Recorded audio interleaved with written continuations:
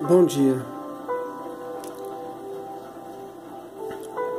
Obrigado, Senhor, por mais esse dia, por mais essa oportunidade de estarmos aqui para louvar e bendizer e aprender um pouco mais sobre Ti.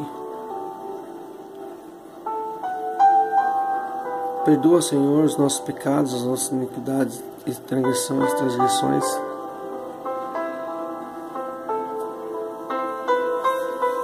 Pelo poder que há no sangue do Cordeiro, que é nosso Senhor Jesus Cristo. E nos guie, Senhor, pelo Espírito Consolador, promessa que Jesus nos deixou, que mesmo quando Ele subisse ao Pai, nos deixaria o Teu Santo Espírito. Obrigado por isso.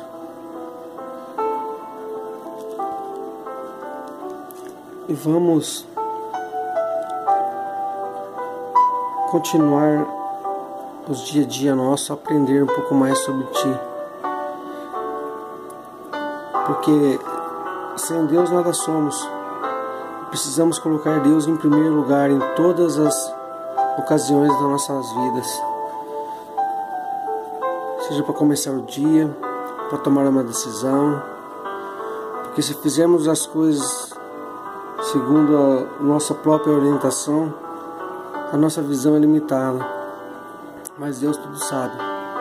Então que Ele venha nos capacitar, nos dar sabedoria, conhecimento, entendimento, discernimento de todas as coisas, para que possamos tomar o rumo certo, a decisão certa, para conquistar aquilo que necessitamos para o nosso dia, para a nossa vida, para a nossa família, para o nosso trabalho, para o nosso governo, e que Ele venha ser tudo em nossa vida. Tudo em primeiro lugar. Que possamos então nos orientar em nome do Pai, do Filho e do Espírito Santo. E para fazer a coisa certa é necessário que tudo seja começado do começo, do princípio. Então, assim vamos começar novamente. Aqui é um processo do começo. A Bíblia começando desde o começo. Capítulo 1 de Gênesis. E vamos até onde Deus permitir. Se permitir até o final, Apocalipse. Então vamos lá em Gênesis 1. A criação.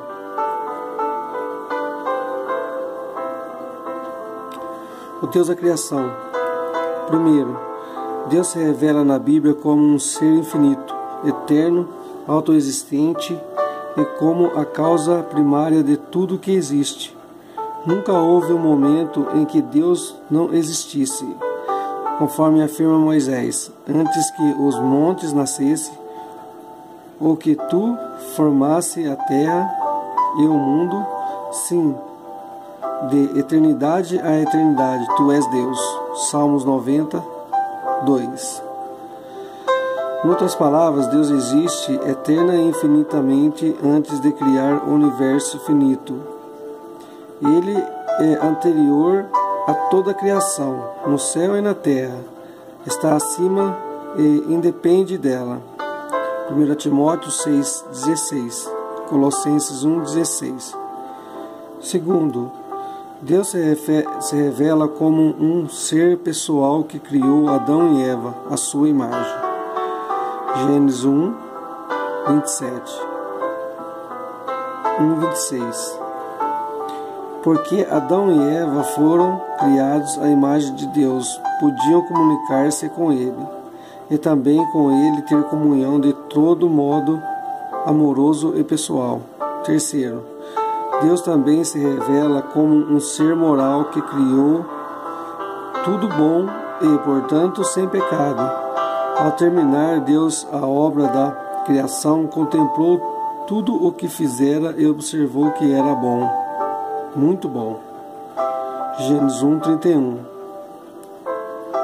Posto que Adão e Eva foram criados à imagem e semelhança de Deus, eles também não tinham pecado.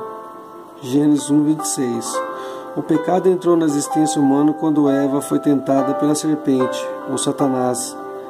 Gênesis 3, Romanos 5:12, Apocalipse 12:9. Atividade da criação. Primeiro, Deus criou todas as coisas em os céus e a terra. Gênesis 1:1. Isaías 40:28, 42:5, 45:18, Marcos 13:19, Efésios 3:9, Colossenses 1:16, Hebreus 1:2, Apocalipse 10:6. O verbo criar, em hebraico, quer dizer bara, é usado exclusivamente em referência a uma atividade que somente Deus pode realizar. Significa que, num momento específico, Deus criou a matéria e a substância, que antes nunca existiram. Gênesis 1:3.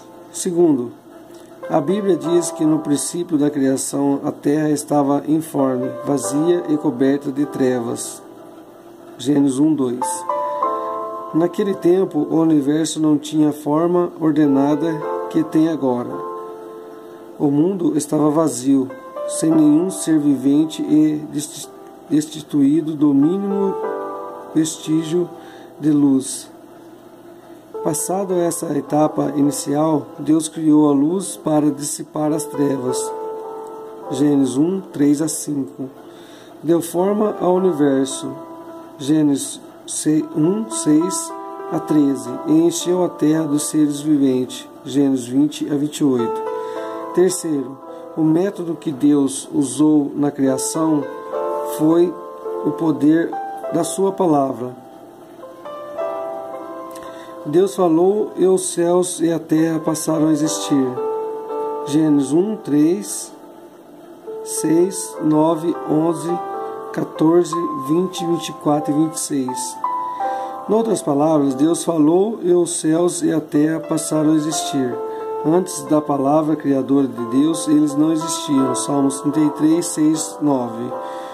148, 5, Isaías 48, 13, Romanos 4, 17, Hebreus 11, 3. Quarto, toda a Trindade, e não apenas o Pai, desempenhou a sua parte na criação. A. O próprio Filho é a palavra, verbo, poderosa através de quem Deus criou todas as coisas. No prolongo do Evangelho segundo Jesus Cristo,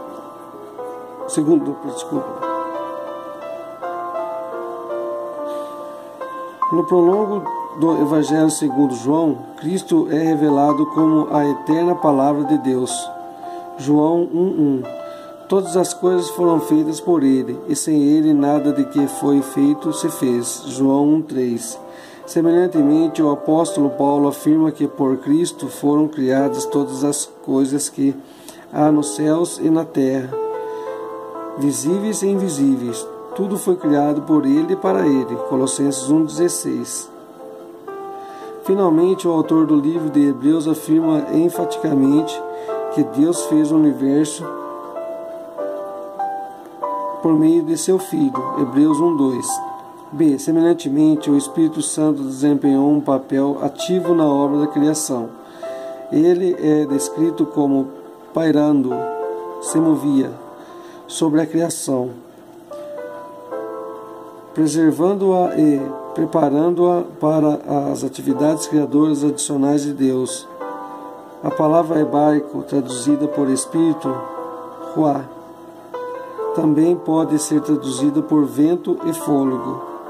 Por isso, o salmista testifica do papel do Espírito ao declarar: pela palavra do Senhor foram feitas os céus e todo o exército deles, pelo Espírito Ruá da sua boca. Salmo 33, 6. Além disso, o Espírito Santo continua a manter e sustentar a criação. Jó 33, 4, Salmo 104, 30. O propósito e o alvo da criação. Deus tinha razões específicas para criar o mundo. Primeiro, Deus criou os céus e a terra como manifestação de sua glória, majestade e poder. Davi diz: os céus manifestam a glória de Deus e o firmamento anuncia a obra das suas mãos. Salmos 19, 1 e Gênesis 8, 1. Ao olhar a totalidade do cosmos criado, desde a imensa expansão do universo, a beleza, a ordem da natureza, ficamos tomados de temor reverente ante a majestade do Senhor Deus, nosso Criador. Segundo, Deus criou os céus e a terra para receber a glória e honra que lhes são devidas, todos os elementos da natureza, o sol e a lua, as árvores da floresta, a chuva e a neve, o rio e o córrego, as colinas e as montanhas, os animais e as aves rendem louvores a Deus que os criou. Salmos 98, 7, 8, 148, 1 a 10, Isaías 55, 12. Quanto mais Deus deseja e espera receber glória e louvor dos seres humanos. Terceiro, Deus criou a terra para prover lugar onde o seu próprio propósito é o alvo para a humanidade fossem cumpridos. Deus criou Adão e Eva à sua própria imagem, para a comunhão amorável e pessoal com o ser humano por toda a eternidade. Deus projetou o ser humano como um ser trino e uno, corpo, alma e espírito, que possui mente, emoção e vontade para que possa comunicar-se espontaneamente com Ele como Senhor, adorá-lo e servi-lo com fé, lealdade e gratidão. B. Deus desejou de tal maneira esse relacionamento com a raça humana que, quando Satanás conseguiu tentar Adão e Eva a ponto de se rebelarem contra Deus e desobedecer ao seu mandamento, ele prometeu enviar um Salvador para redimir a humanidade das consequências do pecado. Gênesis 3, 15.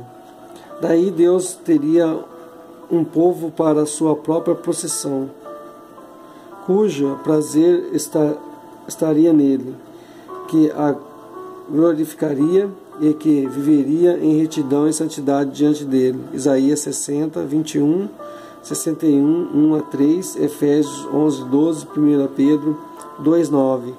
C.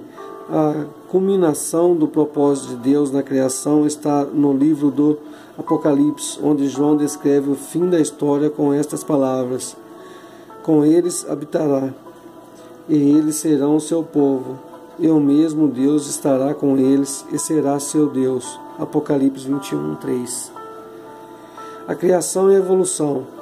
A evolução é um ponto de vista predominante proposta pela comunidade científica e educacional do mundo atual, em se tratando da origem da vida e do universo. Quem crê, de fato, na Bíblia deve atentar para estas 4 observações a respeito da evolução. Primeiro, a evolução é uma tentativa naturalista para explicar a origem e o desenvolvimento do universo.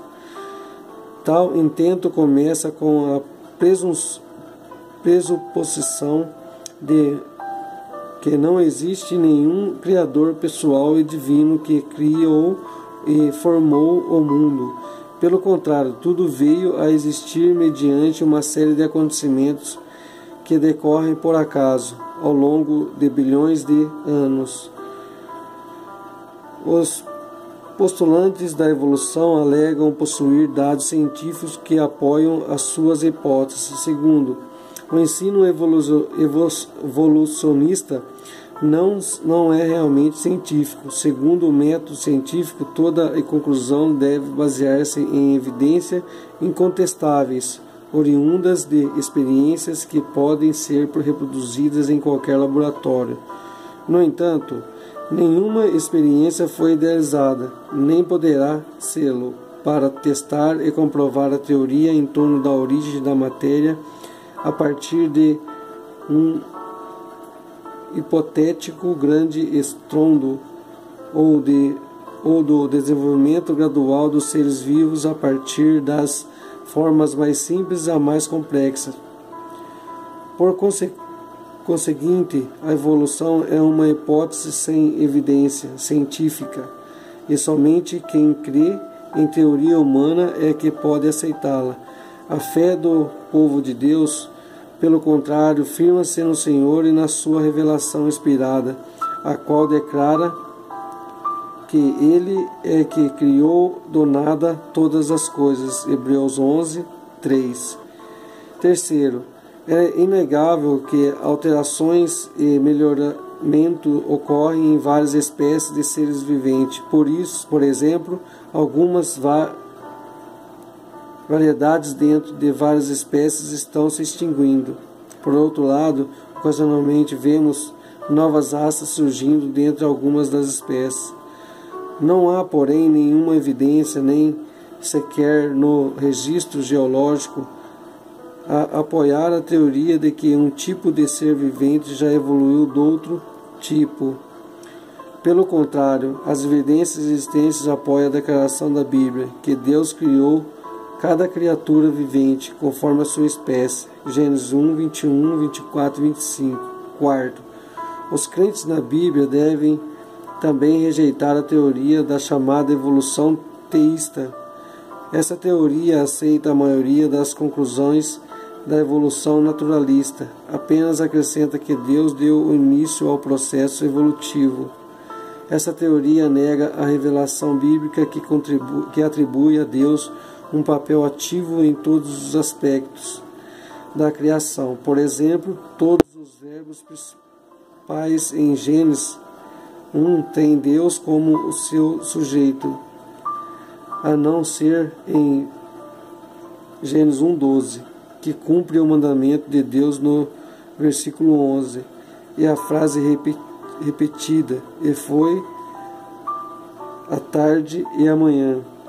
Deus não é um supervisor indiferente de um processo evolutivo, pelo contrário, é o Criador ativo de todas as coisas. Colossenses 1:16. Então tá aí, para nós que cremos em tudo isso, que Deus é o Criador, então nada nos pertence. Tudo foi emprestado pelo nosso Pai Eterno, para que sejamos administradores aqui nessa terra, para que assim possamos evoluir material e espiritualmente, e assim, dessa forma, se aproximar ou se distanciar da presença de Deus. É o livre-arbítrio. Cada um faz o que acha melhor. Muitas vezes fazemos coisas erradas ignorantemente. Muitas das vezes, já sabendo o que é certo e o que é errado, fazemos porque não conseguimos vencer o prazer da carne. Mas essa é a nossa luta. Fazer o que é certo, pedindo o discernimento, primeiramente a sabedoria, discernimento, conhecimento de todas as coisas, para que possamos assim tomar as decisões corretas, através do Espírito Santo, dos ensinamentos de Jesus Cristo, para que possamos chegar ao Pai. E vamos aí então continuar o nosso dia a dia, buscando primeiramente o reino do céu, que todas as outras coisas nos serão acrescentadas. Amém?